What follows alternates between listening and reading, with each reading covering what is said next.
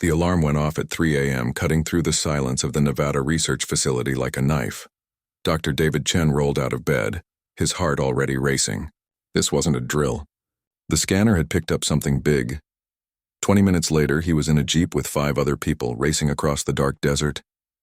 Nobody said much. They all knew what an unidentified craft meant. After years of searching, scanning, and waiting, this could be it. First contact. The crash site was easy to spot. Even from a mile away, David could see the glow. Not fire, but something else. Something that pulsed with a soft blue light that seemed wrong somehow, like it didn't belong in this world. When they got closer, his stomach dropped. The ship was small, maybe the size of a van. Its hull was cracked open like an egg and smoke was pouring out. But it wasn't the ship that made him freeze. It was the sound crying. Someone was crying inside that wreck. "Stay back," Colonel Richards ordered, raising his rifle. "We don't know what's in there." But David was already moving forward. His training told him to wait, to be careful, to follow protocol. But that sound, that terrified, broken sound of someone in pain, it made all his training disappear. He reached the opening in the hull and looked inside. That's when he saw her. She couldn't have been more than 16 or 17 in human years. Her skin was the color of moonlight on water, silvery blue and covered in burns. One of her legs was bent at an angle that made David feel sick. But it was her eyes that got him. Large, luminous, and filled with pure terror. She tried to back away from him, but she couldn't move. Her leg wouldn't let her. She made sounds he couldn't understand, desperate and pleading. Then the translation device on his belt crackled to life. "Please don't hurt me," the electronic voice said, flat and emotionless, so different from the raw fear in her actual voice. "I can't walk." David's hands went up immediately. "It's okay," he said softly, even though he knew she couldn't understand him yet. "We're not going to hurt you." Behind him, Colonel Richards was calling for restraints and sedatives. Standard procedure for an unknown entity. Lock it down first, ask questions later. "No," David said, surprised by the firmness in his own voice. "She's injured. She needs medical help, not a cage." "That's not your call, Doctor," the colonel said. "We have protocols." "She's a child," David shot back. "Look at her. She's terrified and hurt. What kind of first impression are we going to make if we treat her like a monster?" The argument went on for 10 minutes while the girl watched them, shaking. Finally, the colonel agreed to a compromise. They could take her to the medical wing, but there would be guards, and David had 48 hours to assess whether she was a threat. After that, she'd be transferred to a containment facility for further study. Getting her out of the ship was painful to watch. Every movement made her whimper. The burns on her skin looked worse up close, and her broken leg dragged uselessly. David tried to be as gentle as possible, but he could feel her trembling under his hands. In the medical wing, he worked through the night. The facility's scanners struggled to make sense of her biology. Her blood was wrong, her bones were denser than they should be, and her nervous system lit up the screens in patterns he'd never seen before. But pain was universal. He could see it in every line of her body. He gave her water first. She sniffed it suspiciously, then drank like she'd been dying of thirst. Good sign. Water was water, apparently, even across the stars. By dawn, he'd managed to stabilize her. The burns were treated with a gel from the ship's emergency kit, some kind of smart bandage that seemed to work better than anything humans had invented. But the leg was a bigger problem. He couldn't set it without understanding how her bones healed. One wrong move and he might make it worse. The girl watched him constantly. At first, her eyes followed his every movement like he might attack at any second. But as the hours passed and he kept working, kept trying to help, something shifted. The fear was still there, but now there was something else too. Confusion, maybe. Like she couldn't understand why he was being kind. The translation device was learning her language from the ship's computer. By mid-morning, they could have simple conversations. "What's your name?" David asked. She hesitated for a long time. "Zara," she finally said. At least that's what the translator turned it into. Her actual name sounded like wind chimes and water flowing together. "I'm David, I'm a doctor. I study life and how to help it survive." "Why?" she asked. Simple question. But the way she asked it made David pause, like the concept of helping was foreign to her. "Because that's what we do," he said. "When someone's hurt, we help them." Zara looked at him like he'd said something impossible. "No," she said quietly. "When someone is weak, they are used. Or left behind." The sadness in those words hit David like a punch. What kind of life had she lived where kindness was unbelievable? Not here, he said. Not with me. She didn't respond to that. But later when he brought her food, he caught her watching him with those luminous eyes. Not with fear this time, with hope. Fragile, tiny hope like a candle flame in a storm. That night, David stayed in the medical wing. He pulled a cot next to her bed and tried to sleep, but his mind wouldn't shut off. Who was she? Where did she come from? And why did she crash here of all places? Around midnight, he heard her moving. She was trying to sit up, gasping with pain. What are you doing? David asked, rushing over. You need to rest. Can't stay, she said, panic rising in her voice. If they find me, they'll find you. They'll destroy everything. Who? The hunters. Even through the translator, the word carried weight. Terror and hatred mixed together. They destroy worlds. Take everything. I was running from them when my ship broke. David's blood went cold. Are they coming here? My ship's beacon, Zara said, and tears started sliding down her face. It's been calling for help. But the hunters, they listened too. If they heard it, she didn't finish, but she didn't need to. David understood. By crashing on Earth, by calling out into the void, she might have painted a target on his entire world. Then we need to stop that beacon, David said. Can you tell me how? Zara looked at him like he'd grown a second head. You would help me? Even though I brought danger to your world. You didn't mean to, David said. And you're here now. We deal with problems. We don't abandon people because things get complicated. For the first time since he'd found her in that broken ship, Zara smiled. It was small and sad, but it was real. My people have a saying, she said softly. In darkness, look for light. In cruelty, look for kindness. For these are the things that matter when everything else is gone. She paused. I thought it was just words. Pretty lies we told ourselves. But maybe it's true. David pulled his chair closer. Tell me about the beacon. Tell me about the hunters. Tell me everything. We've got work to do. Outside the medical wing, Colonel Richards watched through the security monitor. He'd been listening to every word through the translation feed. His hand moved to his phone. He needed to make some calls. High-level calls.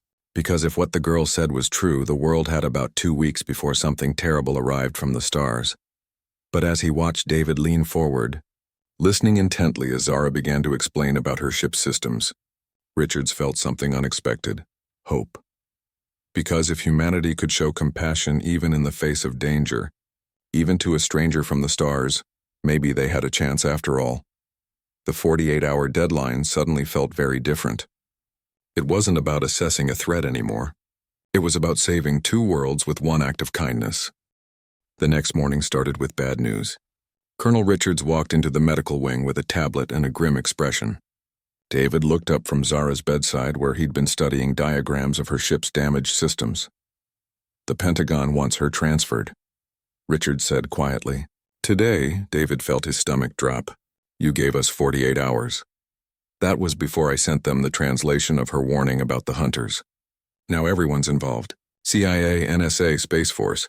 They want her somewhere secure where they can extract every piece of information she has. She's not a hard drive you can just plug into, David said, standing up. She's a person, and she's terrified. I know, Richard said, and David was surprised to hear genuine regret in his voice. But it's out of my hands now. Transport arrives at 1800 hours. After Richards left, David sat back down heavily. Zara was watching him, and she didn't need a translator to understand what had just happened. They're taking me away, she said, not a question. David wanted to lie, to tell her everything would be fine. But she deserved the truth. They want to move you to another facility. Ask you questions about the hunters and your technology. Questions. Zara's voice was hollow. That's what they always call it at first, questions, then it becomes experiments, then... She trailed off, staring at nothing. Has this happened to you before? David asked gently. Zara nodded slowly. When I was small. Before the hunters came, my world had others like you. People who wanted to understand things. They took some of us to study. To learn how we were different. She touched her arm where a faint scar ran along the silvery skin. They learned. We suffered. They called it necessary. David felt sick. I won't let that happen to you. You can't stop it, Zara said, but she didn't sound angry. Just tired. You're kind, David, but kindness doesn't stop systems. I've seen it before. For a moment, David sat there feeling helpless. Then his phone buzzed.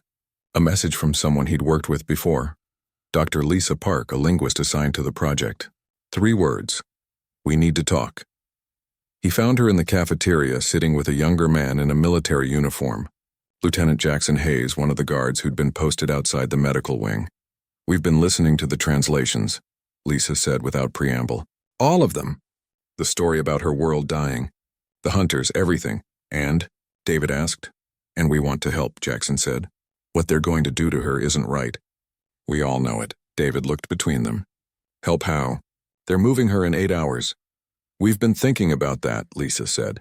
The tunnel system under this facility connects to the old hangar where they're keeping her ship. If we could get her there, and that's treason, David interrupted. You'd both lose everything. Maybe, Jackson said. But I didn't join the military to be part of something that tortures scared kids. Even alien ones, Lisa nodded. I became a linguist because I wanted to understand people, to build bridges, not to help dissect someone who came here asking for help. David felt something loosening in his chest. He wasn't alone in this. Even if we get her to the ship, it's damaged. She can't fly it. Then we fix it, Lisa said. We have 8 hours and access to the best technology on Earth. Let's see what we can do. They spent the afternoon working like people possessed.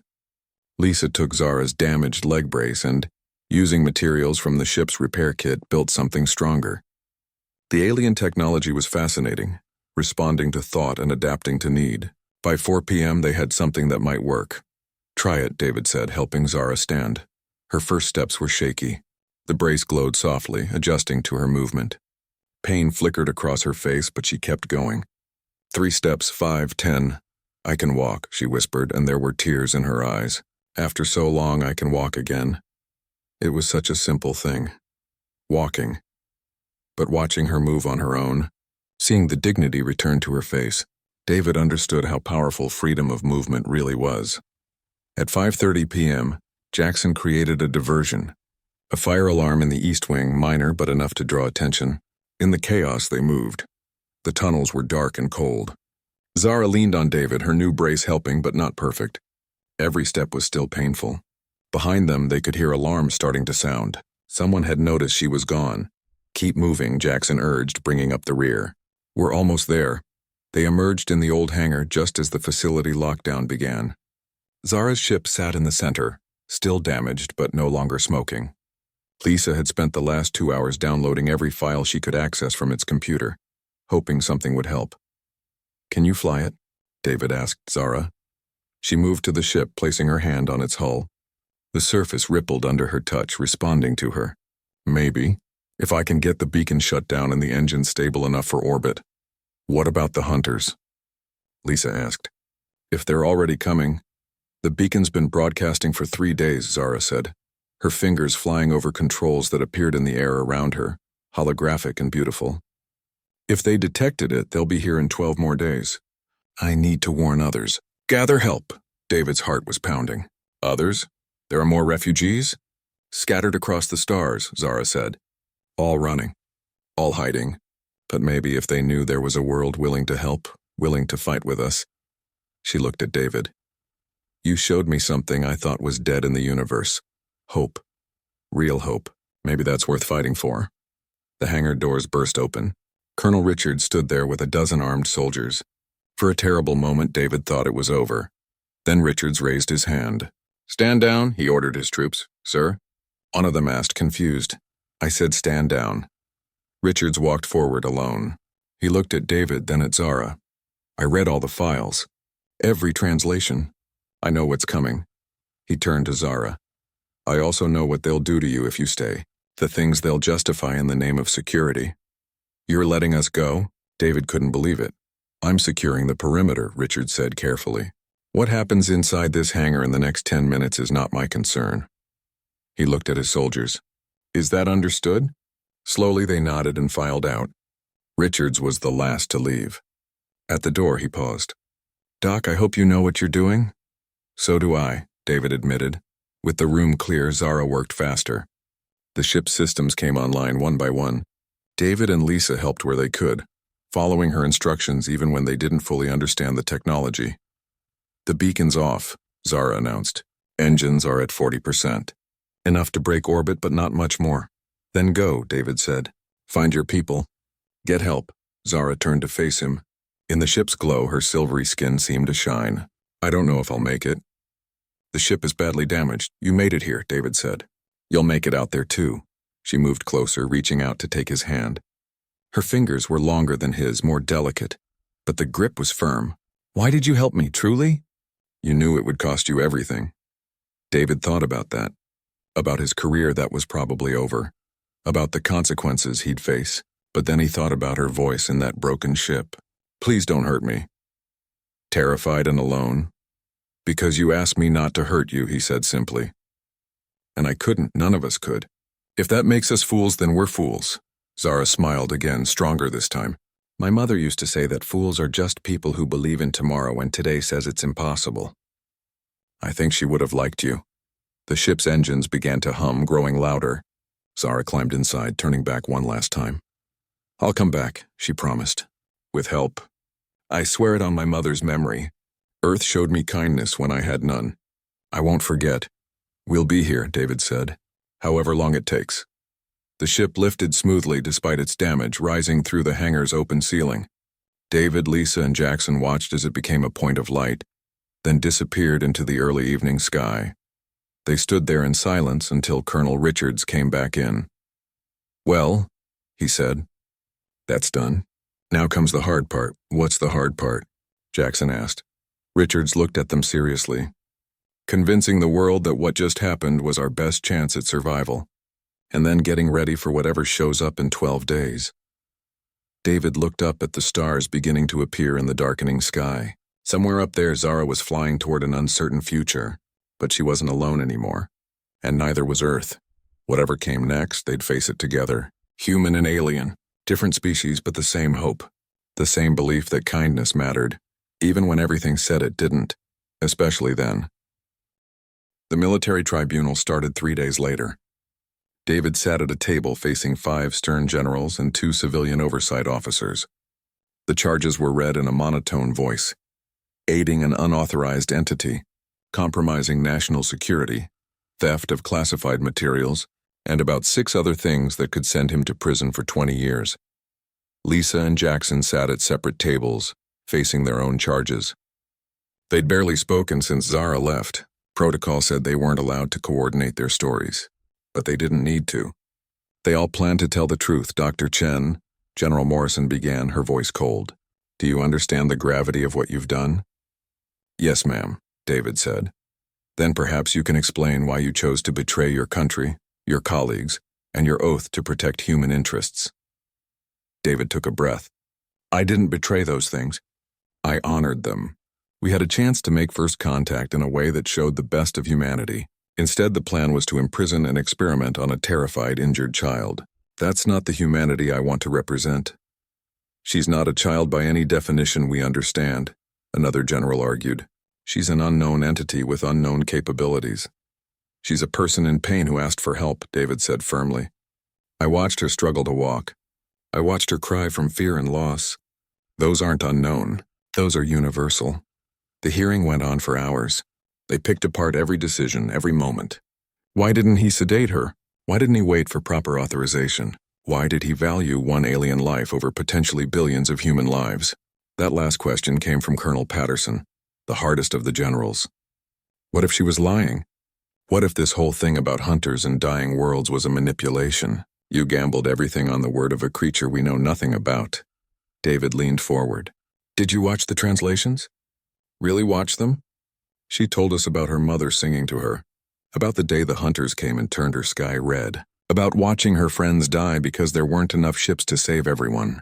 You think she made that up? That level of detail, that kind of pain? Pain can be fabricated, Patterson said. Not like that, Lisa interjected from her table, breaking protocol. I've studied deception in 40 languages across 20 cultures. That girl was telling the truth. Every linguistic marker, every emotional indicator. She wasn't manipulating us. She was traumatized. You're out of order, Dr. Park, the judge advocate said. So charge me, Lisa shot back. Add it to the list. But don't pretend we made the wrong choice. We made the hard choice, the kind that might actually matter in the long run. The room fell silent.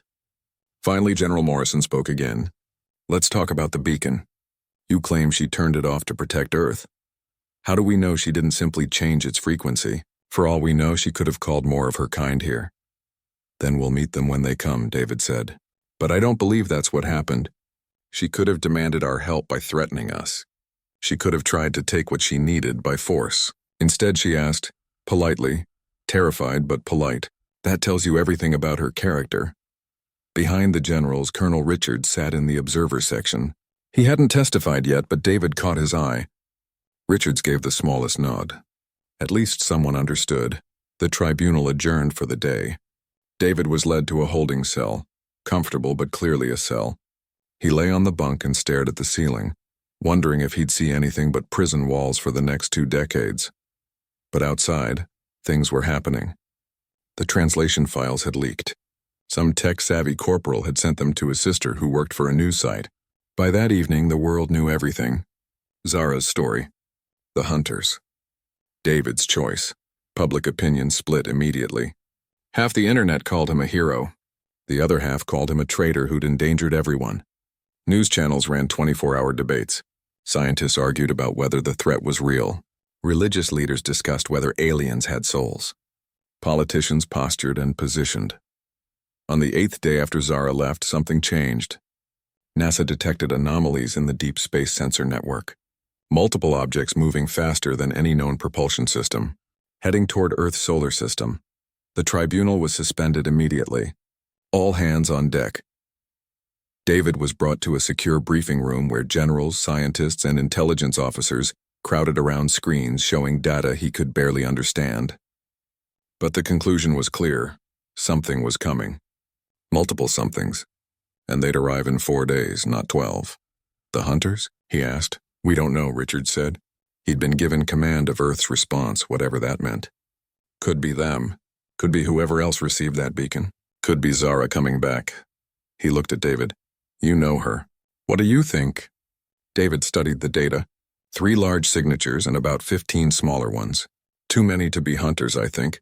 She made it sound like they worked in smaller groups. These numbers look like... He paused.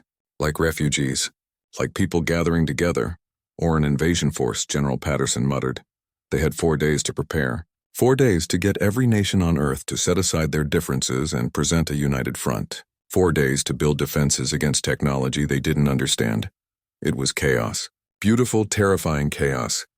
David was released from detention to help. They needed his knowledge of Zara's ship, her technology, anything that might give them an edge. He worked around the clock with teams of engineers and physicists, trying to understand alien systems from incomplete data.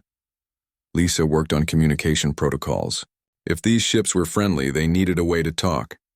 If they were hostile, they needed to understand commands and warnings. She barely slept, surviving on coffee and determination. Jackson, despite facing court-martial, was put in charge of coordinating the military response. His understanding of Zara's warnings about hunter tactics made him the closest thing they had to an expert on alien combat. On day 11, Earth was as ready as it could be. Every military in the world was on high alert. Satellites watched the sky. The International Space Station had been evacuated. Cities had emergency plans ready, though nobody really knew what to plan for. David stood in the command center with Richards and the others, watching the clock count down. The signatures would reach Earth's orbit in 6 hours. "What if we're wrong?" Richards asked quietly. "What if your kindness got us all killed?" David had thought about that a lot over the past week. Then at least we died being the people we want to be. The people we tell our kids to be. Brave, kind, willing to help someone in need. He looked at the screens. "But I don't think we're wrong. I think Zara is coming back. And I think she's bringing hope with her." "Hope doesn't stop warships," Patterson said. "No," David agreed. "But it's what gives people a reason to build warships in the first place. To protect what matters. To defend what's good. 4 hours. 3. 2. The first signatures appeared on visual. Ships, dozens of them, emerging from the darkness of space like stars coming to life. They were beautiful in a way David couldn't quite describe. Each one different, clearly from different worlds, different technologies, but flying together in formation. "Getting readings," a technician called out. Multiple ship types. Power signatures are off the charts but not weapons hot. Repeat, weapons are not active. Communications coming in, Lisa said, her voice tight with excitement. Multiple frequencies. Wait, syncing to one channel. Oh. Through the speakers, a familiar voice rang out. Stronger than before, but still the same. Earth, Zara said. We heard your kindness from across the stars. We came as fast as we could. You're not alone anymore. The command center erupted in noise. Some people cheered, some cried, some just stood there in shock. David felt his knees go weak with relief. But then another voice cut through, harsh, mechanical, cold. All vessels in Earth orbit. You are harboring fugitives. Surrender them and be spared. Resist and be destroyed. You have 1 hour. New signatures appeared on the screens, bigger, more aggressive in design. These ships didn't look like they came from different worlds. They looked like they came from the same nightmare. Sharp edges, dark hulls, built for one purpose. The hunters had arrived early. Well, Richard said, his voice steady despite everything. I guess we're going to find out what hope is really worth. David stared at the screens, watching two fleets face each other in the darkness above his world. Everything came down to this moment. One man's choice to be kind to a scared, injured girl. One alien's promise to return with help. And now the question of whether compassion could stand against cruelty when the stakes were everything. Someone get me a comm line to Zara's ship, David said. If we're going to do this, we do it together. The battle for Earth was about to begin. But for the first time, humanity wouldn't face it alone. The hour deadline ticked away with agonizing slowness. Both fleets held position above Earth, weapons systems powered but not firing. A standoff measured in heartbeats and held breath. David stood in the command center, a direct communication line open to Zara's ship. Through the video feed, he could see her standing on what looked like a bridge, surrounded by beings from at least a dozen different species, all refugees, all survivors. They followed us, Zara said, and David could hear the guilt in her voice. The hunters tracked our gathering. I'm so sorry, David, I brought this to your world. You brought hope first, David said firmly. They brought the danger. Big difference. On the tactical display, the hunter fleet spread out, positioning themselves to surround both the refugee ships and Earth itself. 15 warships against Zara's coalition of about 20 vessels, most of which looked like converted cargo ships and passenger craft. Not exactly military grade. This is a slaughter waiting to happen, General Patterson said grimly. Even if we commit every fighter and missile we have, we're talking about technology centuries ahead of us.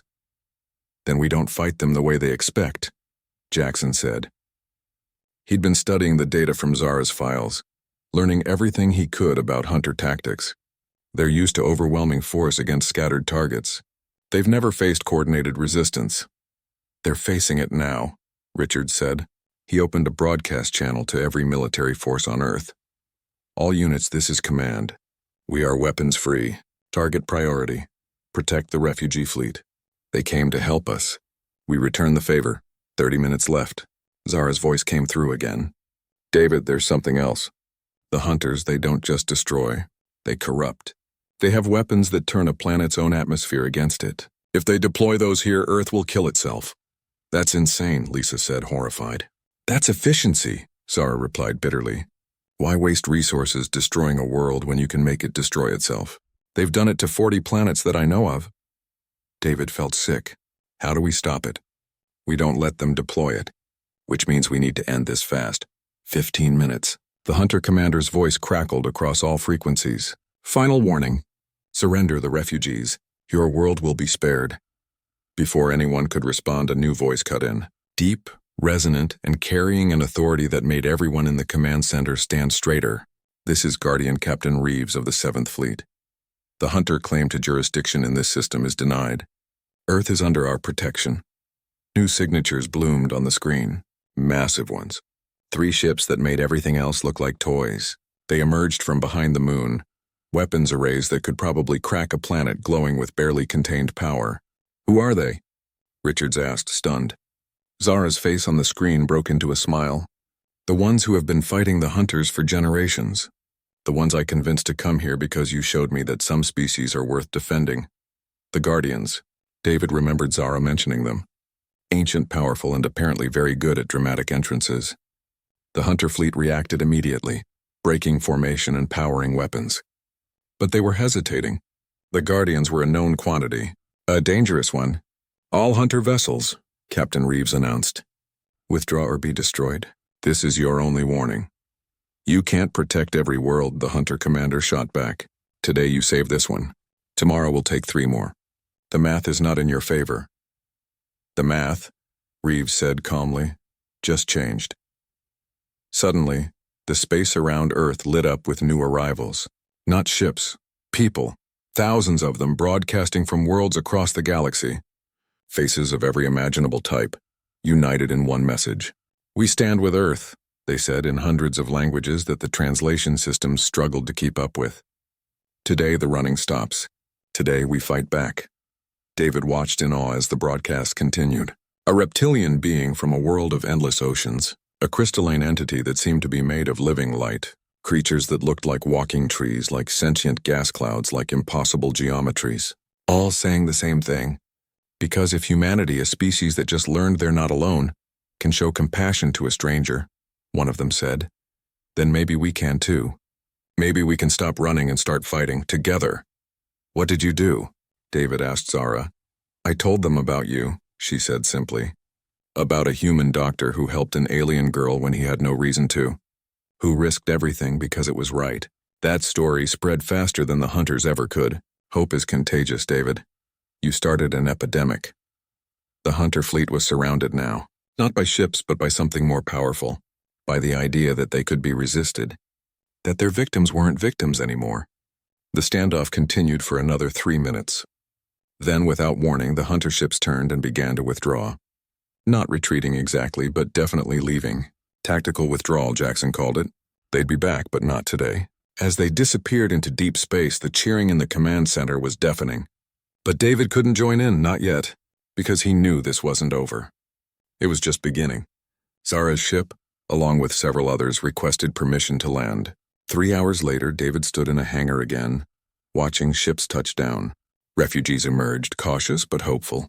Among them were the Guardians, towering beings in armor that seemed to be made of starlight and mathematics. But it was Zara he focused on. She walked down the ramp without any limp now. Her leg fully healed. She looked different, stronger, more confident. But when she saw him, she ran like the frightened girl she'd been, throwing her arms around him. You came back, David said, his voice muffled against her shoulder. I promised, she replied. And you taught me that promises matter. Captain Reeves approached, his face hidden behind a helmet that reflected reality in strange, beautiful ways. Dr. Chen, your actions have altered the course of galactic history. The hunters have thrived on fear and isolation. You broke both with simple kindness. I just helped someone who needed it, David said, uncomfortable with the praise. Yes, Reeves agreed. That's exactly what you did. And in doing so, reminded all of us what we're fighting for. Not territory, not resources, but the right of beings to show compassion without fear. The next hours blurred together. Meetings with world leaders. Discussions about Earth joining something called the Coalition of Free Worlds. Technical exchanges. Cultural exchanges. 1,000 details that David barely processed. But late that night he found himself on the roof of the facility with Zara, looking up at a sky now full of ships. Protection and promise mixed together. What happens now, he asked. Now Earth stops being alone, Zara said. The Guardians will help you build defenses. My people will share technology. Others will come, curious about the world that showed kindness to a stranger. And the hunters? They'll be back.